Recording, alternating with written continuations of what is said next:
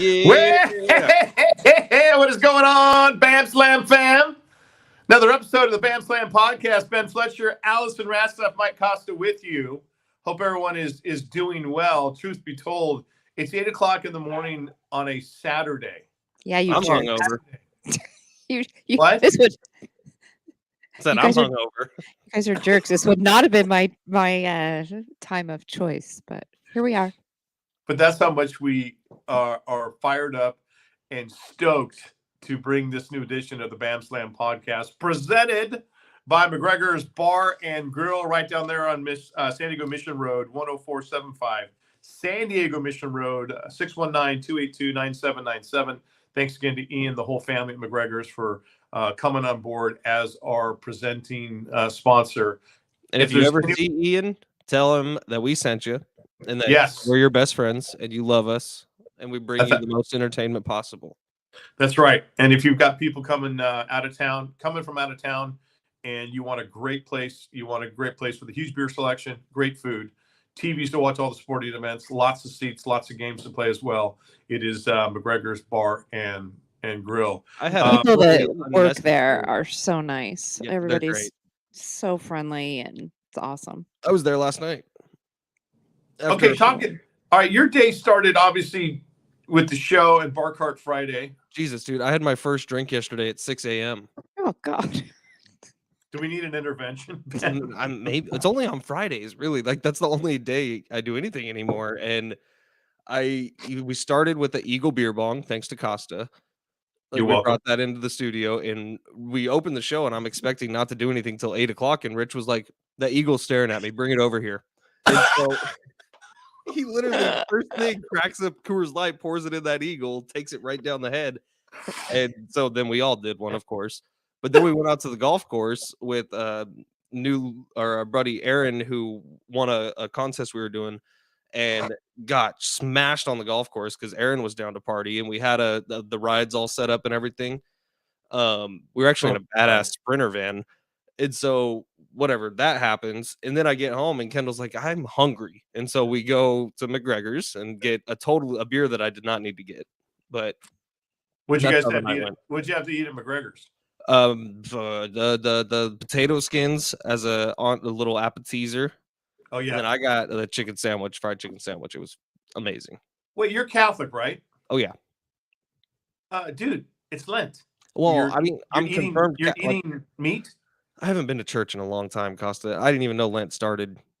You didn't know it. So I at least knew that. Like it's funny to me that all three of us are Catholic, but I always feel like. I mean, do you eat meat on Fridays, Costa? No, because I'm Catholic. Hello. I've never once heard that. Oh no, that is a thing for sure. You never learned that, and if you're confirmed, I don't know. Going to confirmation was a real social experience for me. I didn't learn anything. Why do you think McDonald's and all the fast food places pull out the fillet of fish sandwiches literally on Ash Wednesday? Fish is meat. No, fish isn't. Fish is a pass. You can do fish. Okay, all these silly little rules. No. But I'll be honest, I don't follow the no meat thing. I don't eat much red meat, if any, anyway. But I, like last night, I did have a piece of chicken. I feel like God does. Yes, does God really care if I eat some meat? Oh yeah, he does. Hello. No, he doesn't. He doesn't. Yeah. He cares that I'm nice and don't be mean to people. Okay. Wow, Costa, calling God a he. How do you know? When the rapture comes. When the rapture comes, then I'm up in heaven, the rapture, looking down on you two, burning in hell at the hell barbecue with Saddam Hussein and Adolf Hitler. Okay, then we're gonna think back to this podcast episode where. So Meg's away on a girls' spa trip right now. Someone's got to stay home to take care of our 800 dogs. So obviously it's me. So I had this massive bowl of chili beans last night with tortilla chips for dinner. And I cannot tell you, there was a couple times last night, because obviously all the dogs jump on the bed except for our giant Anatolian Shepherd lady. She sleeps on her own bed. But I had 5 dogs on the bed. 5 dogs on the bed with me last night. And at one point, I literally was like a mummy. I could not move. So I just started farting on them. I was just blasting him. And there's a couple times I know for sure I woke up Shirley, and there was one point where I woke up Jin, where she kind of just sat up and went like somebody was trying to break in the house. God. Yeah. No wonder why Meg leaves you for a weekend. Well, and not to mention your house is the coldest. It's first of all, it's gorgeous and warm and warm as far as just how beautiful it is, but it is freezing ass cold inside your house. You It's can the coldest house I've ever been in. You can hang steaks and they will dry age in this house for 28 days, no problem. Yes. It's weird though. During the summer, it's the opposite issue in your house. It's a hot box. We're supposed to get solar here coming up like in April or whenever, or at least get it signed up for before the deadline. So my intention is just to run the AC 24/7. What company is going to be doing your solar? I'm not sure. I don't have a solar company out there. Oh, I know just the person we can reach out to. Okay, let's do that. Yeah, we don't have a solar entity on board yet, like we do McGregor's as our promoting sponsor. Speaking of heat, it's going to be a hot one tonight at Viejas Arena. Oh yeah, our Aztecs men's basketball team, they closed out the regular season. They look to improve on that 23-6 record overall. They're 14-3 in the Mountain West Conference. And tonight is senior night. And it's always bittersweet because you can think about some of these guys who are leaving us, who've been there for the whole time. And, you think in terms of when they were kind of like, air quotes, geeky little freshmen. And then now they're just full-blown basketball monsters. But Ben, talk about the guys that we are, for sure, there's 8 seniors on this team, but for sure there's 4 that we will see play for the last time at Viejas tonight. Well, no one's made any announcements or anything, but these are so who knows? Like Keyshawn Johnson's a senior. He has a full choice because if it's the COVID year, he could take advantage and come back one more. But the guys we know for sure do not have any more eligibility for college basketball left are Nathan Mensah, who every game throughout his career that he's been eligible to play in, he has started as an Aztec. A lot of injuries stuff, but Aguicarope, who's really been the hustle guy the entire time he's been on the Mesa. He's been the leader. He's battled through a ton of medical things just to stay on the court. He's a genius also, like 4.0 GPA, double masters. The dude is super, super smart. Matt Bradley, who came over 2 years ago from Cal, redshirted 1 year as an Aztec, and then came back and played, and has been an incredible scorer, one of the best scorers in the nation since he joined. Love him. Yeah. He's awesome. He's everything you want out of a college basketball player. Yeah. And then I'm leaving one. Oh, Adam Seiko, the winningest Aztec in Aztec history. More than Tony Gwynn on the Mesa, more than anyone who's ever played. It's funny when I think of Matt Bradley, and I watch him, and I look at his body type, and I think, okay, if you can't play basketball, just go play in the NFL. Yeah. I mean, is he big by basketball or tall by basketball standards? No, but he does have an NBA body. I mean, he's a wide body, but as far as an NFL body is concerned, it's like cookie cutter. Oh yeah, tight end. He could be a tight end tomorrow, or defensive end, or something like that. Allison, you went through this with your sons, especially your son Ben. Starting out and then finally playing their last collegiate career, last game of their collegiate career. What's it like for parents to see see him come out that last time? Well, and on senior night, because you end up on the field with them pregame, and so like the parents tonight will be there on the court. Yeah, did it in Kentucky when he came out, and I just got goosebumps even thinking about it again. No, it's okay. But it's. I can't explain how emotional it is because you've watched your child. If your child's at that level where they're having a college senior night, you've watched them play that sport since they were, in most cases, very, very young. And so I just tell everybody that people that are having kids right now, God, I know you're in the thick of it, but man, it goes so fast. It goes so fast. So it's so hard to believe. And you flash back to all those long days of tournaments or practices, whatever sport your child was in, but it's just, it's emotional for sure. I love it. I love what Aztec basketball has become, and I go back to, and I think I've told this story before. I will always tell it, but a buddy of mine was as soon as Fred Trankel was the head basketball coach at San Diego State, and they moved into Viejas Arena. I think he had one season there, and then he got fired, and Steve Fisher came aboard. And Steve Fisher was walking the campus, literally trying to give out tickets to people who come to their games. And Chris Walton, Bill Walton's son, Chris was either, I think it was a freshman on the team or a sophomore, I forget. And Bill, my buddy of mine, got into the arena one day, and there's Bill just sitting there hanging out. And they started talking, what do you think about Coach Fisher, blah, blah, blah. And Bill said, you give Steve Fisher the time, you give him the resources, it'll get to be a point where you can't get a ticket to get into this place.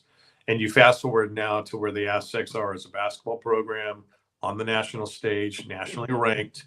Obviously, the handoff from Coach Fisher to Dutch.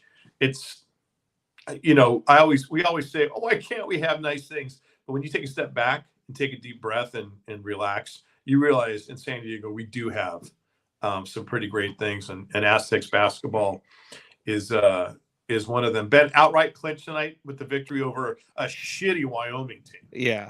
Wyoming, honestly, I feel bad for him. So if you look back at the beginning of the year, the preseason Mountain West Player of the Year was Graham Ike, who is this stellar big man for Wyoming, expected to go in the NBA draft still this year.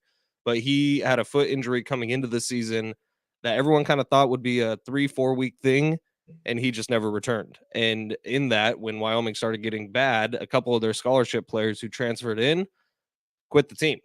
And so Wyoming is just down to like bare bones, and they've actually turned it around. They've played better basketball as of late, but they dealt with a lot of issues this season and did not have the year they were expecting to have, which is a bummer for the college athletes who are on that team. Yeah. But what I will say, the Aztecs have already clinched the number 1 seed in the Mountain West tournament. They've clinched a share of the Mountain West regular season championship.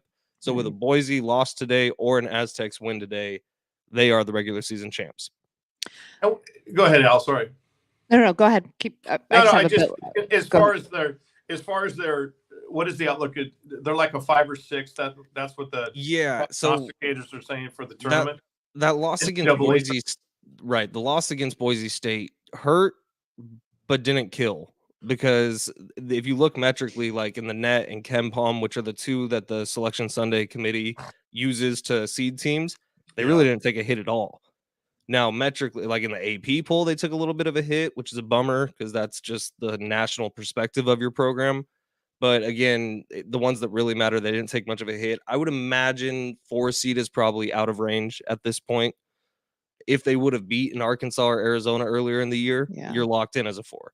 So it's going to be a 5 or a 6, probably playing in Greensboro or Albany, which again is a bummer. Because if you would have been a 4, to Albany. And if you were a 4, Sacramento, right? If you were a 4, you were either Sacramento or Denver. Okay. They keep you on the western side of the United States. So, and that would have been a huge advantage because Aztecs fans travel.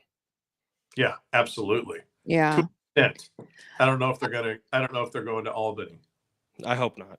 Oh, I hope not too. And I don't know. Even Denver wouldn't. I mean, with the altitude, that can be rough. So, but when you think about if they were playing a team that never plays at altitude, that's true. That's advantage. Aztecs play a lot at altitude all the time. Yeah. Right. Yeah, that's what makes Mountain West Conference, I think, so challenging. Is all the travel and in and out of altitude all the time. Casa, you mentioned Bill Walton. Did anybody see Saturday Night Live last Saturday, a week ago today? Oh, you guys have to go back and watch. It's in the weekend update segment. They do a 3-minute of Bill Walton, and it is the funniest thing you have ever seen in your. I don't laugh all that much at Saturday Night Live anymore. I don't think it's as funny as it was years ago. Bad.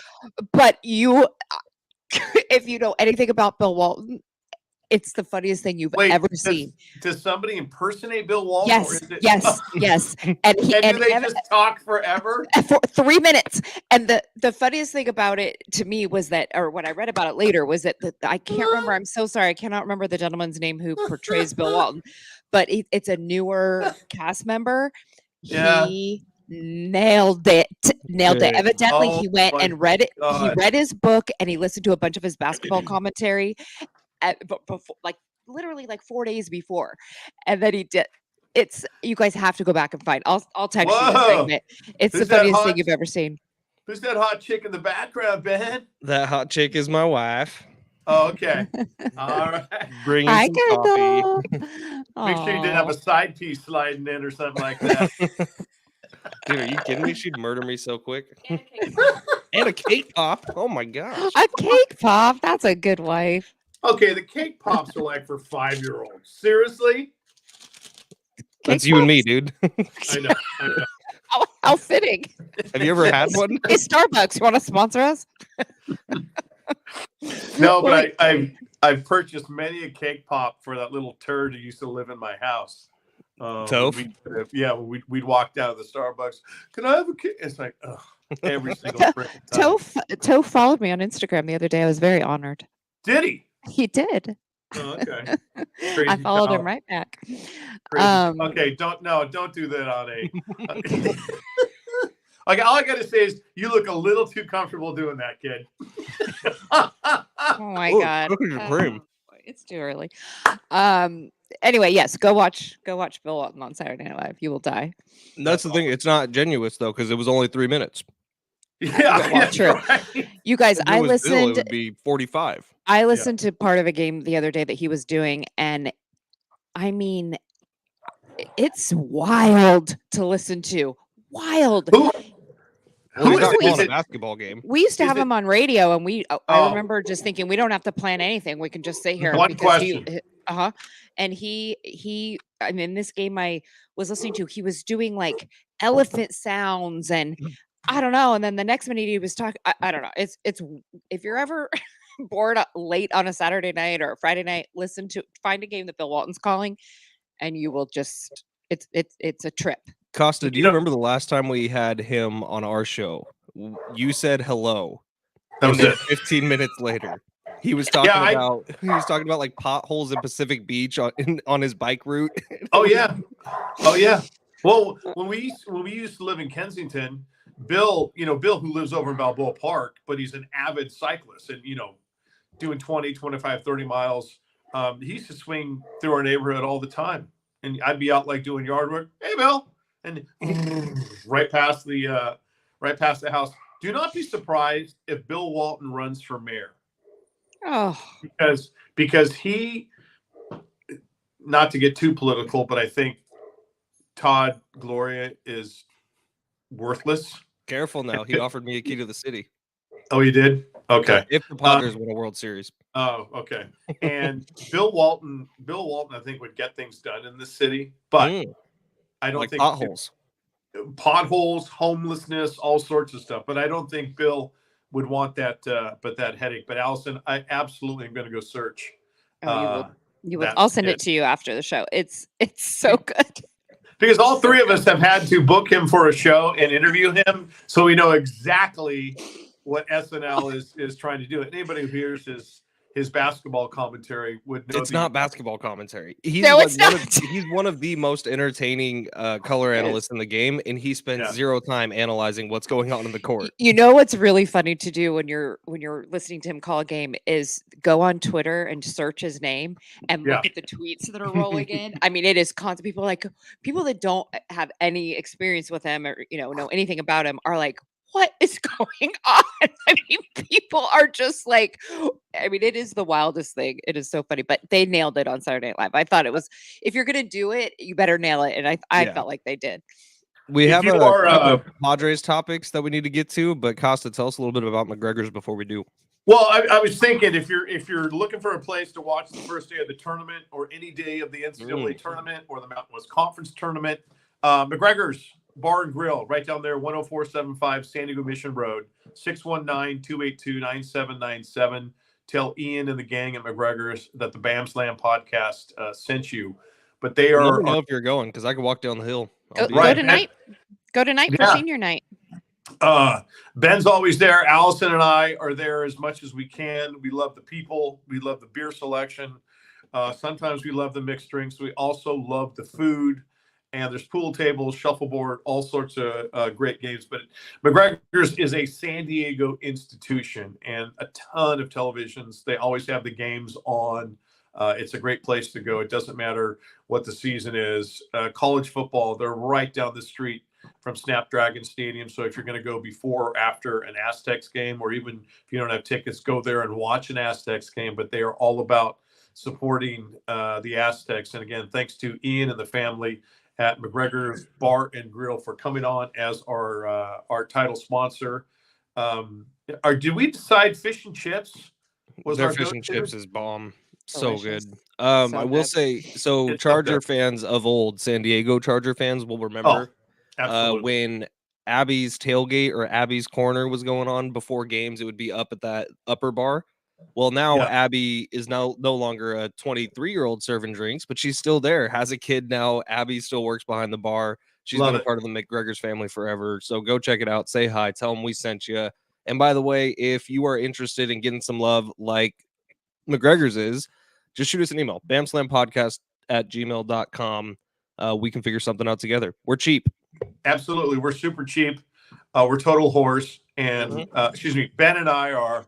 Allison is one of the Allison is one of the finest women I've ever met. But like you said earlier, we need She might be a little whorish sometimes. we need we need a solar We know the Nick entity. Cage story. Yeah. No, it wasn't Nick Cage. It was Matthew Dillon. Matt sorry. Dillon. Matt Dillon making out in the golf cart in the middle of the forest. Yeah.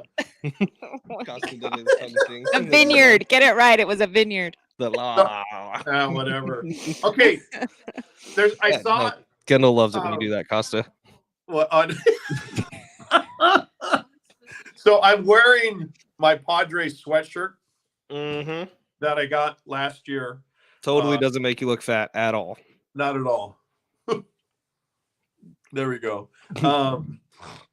So the big, what was the big, I think the big scream or the big yell this week was, oh my God, the Padres are going to extend Soto. They're going to extend Hader. And you brought up, Ben, I think it was actually on your show. I heard it where you kind of had to pump the brakes with Ornberger and say, dude, look who's putting this news out. So John Heyman released an article late Thursday night. And in that article, he talked to Xander Bogaerts. He talked to a couple different Padres players. But most importantly, he talked to Scott Boras. Scott Boras in that article referenced the fact that Soto and Hader and the Padres are going to start contract talks soon. No one from the Padres is saying that. Scott Boras is saying that, who represents Juan Soto and who would love a $500 million contract on his resume. Think?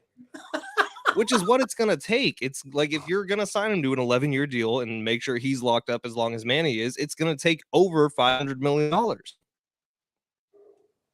That is such a sum of money that I can't even get my mind into that paradigm. And now, obviously, it's not 500 million.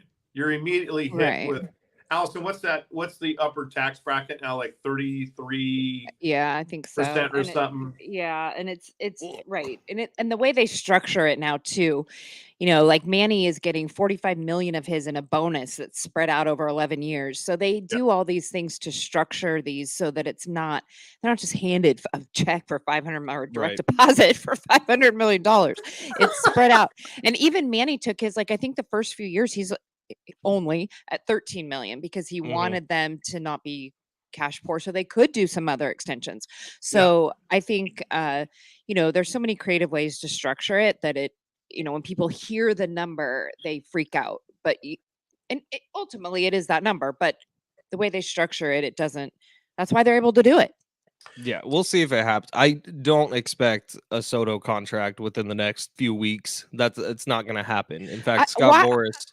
Well, if we have them for 2 years, why wouldn't we just wait until exactly after at the end of this season? Because then we still have him for another year. So why not just do it at the end of this season? Or are they worried his number would go up too much? The issue is Shohei Ohtani is going to sign. Gotcha. And so if you want to compete with whatever that contract is going to be, which is probably going to be something similar, like the Padres would have to overpay once again. And so I think that the urgency should be there. Like if I was AJ Preller and Peter Seidler, I'd probably want to get this done now before Shohei hits the open market. Got it. Unless you want to make a run at Shohei. So okay, there's a lot going on. But then you risk losing both. Right. I would be willing to lose Juan Soto to make a run at Shohei. That, dude. No. You don't want Ohtani?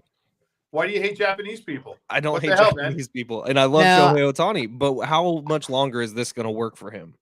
I agree with you, Ben. 100%. I think that you go with the guy you already have because you really, really risk losing both. Who knows where Ohtani will go? I mean, he may decide I'll just stay here if the Angels could come up with the money. I don't know. I think he's gone, but I think he's a Dodger. I don't possibly. I don't think you can risk losing both. I just don't. No, I'd rather have Soto long term. But is there any part of you? Is there any part of you that says, okay, let's see what Juan Soto does as a full season as a Padre, or are you more concerned about let's lock him down before Ohtani blows up the market? Soto's proven everything he needs to. He's 24 years old. It was rough with the Padres last year. It's tough to get acclimated to a new team, a new environment, especially when you're that young. Mm-hmm. Have you seen his numbers in spring training?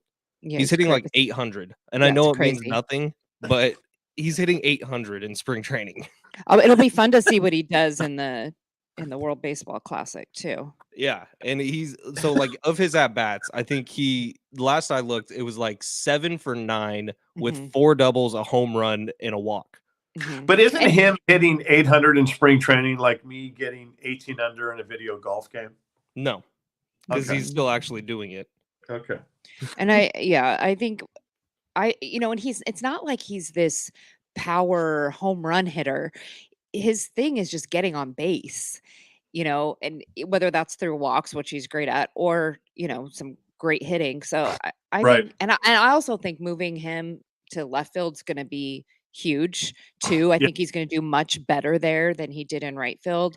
So I think we lock him up. And also I would like to see Hader locked up. I wasn't a big fan of his in the beginning, but not just because the way he was playing, but I feel like he's worked hard and in a lot of ways on himself and baseball. I would love to see him stay during the postseason. I mean, talk about dominance. Well, 8 straight strikeouts at one point. We'll never know if they would have let him back in the game, how that would have gone. It was the most incredible thing I've ever seen. Those 2 nights in a row over the Dodgers at Petco Park were. I still watch it, and right now, goosebumps. Every time I watch it, have you guys seen the Padres' new hype video? It's in there, the third strike. Badass. Against Freddie Freeman. It is that hype video is. How do we feel about go for or find the gold or go for the gold or get the gold? Isn't it? Is it get the gold? Get the gold. Get the gold. I think. Yeah, I like it. Simple. I like it better than last year. What was it last year? It was Fight for LA. No, just kidding. It was, it was. I don't remember. I can't even remember what it was. How about just do a hashtag parade for. That's how monumental it was last year. I can't remember now. I don't know why I'm something about shine. What it was. It was shine. Time to shine. Time to shine. I like get the goal. Let's just go for it. I would say hashtag parade because that's all that matters this year. I think get the gold. I think get the gold will be used against us at some point, but that's all right. Okay, so we're talking about Juan Soto, and Allison, you mentioned something as we were getting ready for the show this morning, how he'll benefit from no shift from an infield perspective this year in baseball. But have you seen how Major League Baseball teams are the loophole that they have found as far as the shift is concerned? Dude, this is so stupid. Like baseball, if you were gonna implement a rule, actually implement a rule. Don't just leave it wide open. So in spring training, teams have already figured out that if they can't shift, and it happened against Joey Votto, who has been more shifted against than anybody in Major League history. But the team they were playing against figured it out. Oh, well, we'll just take our center fielder and put him at deep second base. Yeah. And guess what? It worked. Joey Votto grounded to him. So it's gonna work because you're gonna have your right fielder play right center, or your left fielder is going to play left center, and the center. As soon as I saw the photo or the screen grab on Twitter I almost hit the floor laughing. I was like, God, they're not dumb in Major League Baseball. They're gonna find a way to, skirt the. So how are they going to rule. eliminate that? What do you think they'll do to You have to eliminate stay that? in your Your third. box. Your Yeah. quadrant. Yeah. Yeah. I don't We might think have spray painted lines on a baseball field. Yeah, that's what I was going to say. What do you? I was thinking about that. Do they literally spray a line between left and center, a line between right and center, and that you've got it. But even then, if you're a center fielder, you can come all the way up to the dirt and stand right there on the line. And as soon as the pitcher throws it, then you can jump into the other, the right field quadrant or the left field quadrant. Yeah, it's silly, man. But what I will say, the new rules of the ones that have been implemented, I love the way the game looks right now. I've watched all the Padres games that we can watch. You That's like another the pitch? issue. You like the pitch clock? Love it. Absolutely love it. Because like in my perspective, and this is super selfish, but I wake up so early that these like 6 o'clock first pitches sometimes would go to 10 o'clock last year. Like that's a thing of the past. Yeah. Everything is going to be done by 9 p.m. this season, no matter what time it starts. So bring that on. Well, how many times when you and I were doing the morning show would I come in and say, "Shit, hey, I fell asleep. I fell asleep again." Well, how did the game end up? Because Wow, first awkward silence. Good job. No. I thought I was going to say something because Ben and I were getting. How long is this? We've been going 31 minutes. First one. That's pretty good. Yeah, that's okay. We'd get to the radio station at 3:30, 4 o'clock in the morning, and there's no way I'm going to make it through and especially we'd get there at 4 o'clock, and then you would take your 45-minute bathroom break, and then we'd be able to talk about the Padres. Yeah. The one thing they're going to have to figure out though, you can't have it end on a called third, a third strike called because the batter wasn't ready, and have the game end that way. I mean, it was fine for a spring training game to end that way, but I don't think you can do that. So they're going to have to figure that out or the players are going to have to adjust. Like that's baseball. I don't think that's going to happen. I don't think it will happen because that's why they're calling it so heavily in spring training. Yeah, so when the NFL puts in a new rule in the preseason, you see it called, every 2 seconds, and then once the season gets going, people adjust. Do you think they'll leave it that way? Do you think they'll leave it for playoffs and World Series? I think if anything, they'll extend it, right? So if it's a 30-second pitch clock or whatever it is, they'll make it 45. You got to get those. Well, wait, I take that back. The commercial breaks in baseball are going to stay the same. What is it normally, like 3 minutes in between? I think during regular season, it's like a minute and a half. And then once it gets into postseason, it stretches. Yeah, stretches. But if they start losing money because of the pitch clock, or look for the pitch clock to go away. But I'm with Ben. I think Major League Baseball said, "F it, you players. You're going to adjust, and if you don't, that's the breaks." I'm with you, Allison. That I think postseason there will be an adjustment to it or an extension. Well, for no other reason than to get their advertisers all in. Yeah. Right. And the TV, and the games to go longer to keep the rate. People stay tuned for playoffs and World Series. Here's the thing: longer games. Now, listen. I think baseball can be tediously boring. And there are, especially early on in the season, where you're just like, oh my God, 4 hours, and you got to think in terms of parents who've got kids, school's not out yet, that type of thing. Also, if you're a baseball club, less time of a game means less time for people to be inside your ballpark. That means less concessions are being sold, less beers being consumed, that type of thing. And Allison, a great point you brought up, especially in San Diego, the West Coast, people are late arriving to baseball games. Yeah. San Diego. Hell, Dodger Stadium generally takes a few innings to get anyone in because of how bad the traffic is. So again, LA sucks, but the games are going to be half over. Well, yeah, especially for the Dodgers fans, you used to rolling in the second inning. You're going to get in there. It's like, what? It's already the fifth. Oh, I feel so bad for Larry David and Jason Bateman. And Mary Hart. Yeah. That's right, Mary Hart. Actually, Costa, No. I think that sweater you're wearing is the same one that Emma Stone wears from time to time. Really? I think it's similar. She looks better in it than you do. I love that she's a Padres fan. It's so I know. cool. That is and she'll so go to awesome. games in New York repping the Padres. That's Yeah, bad. I love it. It is it's the best. All right. You want to come on the pod, Emma? Oh God, there we go. There's our white whale. Let's get Emma That'd Stone be on the fun. band. That would be awesome. I bet she'd do it. I bet she would do it in a heartbeat. I'll work on that. I have a guest lined up for us that we'll do closer to NFL season, but I'll let you guys know who it is off air. Okay, yeah. Former Aztec. He's playing really well in the NFL right now. We'll get him on. I have an idea who it is. He was on a playoff team this year, scored a touchdown in a playoff game. He would be awesome. I was talking to him on the phone earlier in the week. You were? Okay. Because I remember we had him on when he first,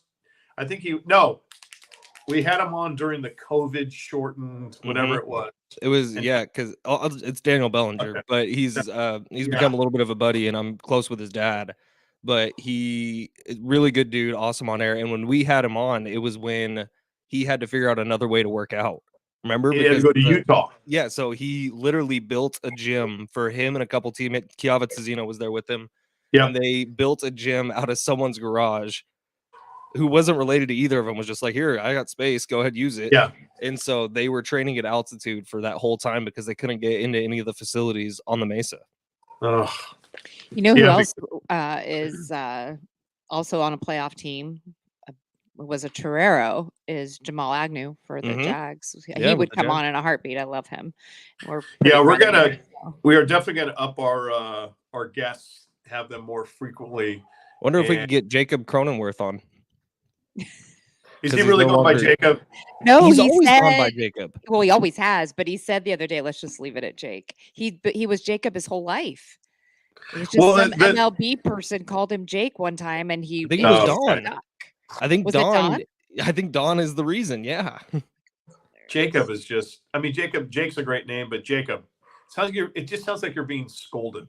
Okay, Mr. bragging about being Catholic for the first however long. Isn't Jacob a pretty biblical name? It is, but Jacob was known widely as a big pussy in the Bible, so that's why I think a lot of guys go by Jake. All right, that's going to do it for this edition of the Bam Slam podcast. Again, thanks to Ian, the whole family at McGregor's. They are our presenting sponsor. If you are interested in it, what's the email, Ben, they can contact us? Oh, look at you. Right there. BamSlamPodcast@gmail.com.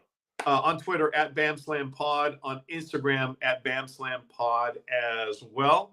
Thank you for joining us. And follow us on social, guys. Follow us on social. Thanks for joining us. Last but not least, you brave men and women of the United States Armed Forces, for what you do, what you've done for us. Bam Slam Pod, Bam Slam fam, we love you. We'll see you Tuesday at 6:30. Later, dudes. And Allie.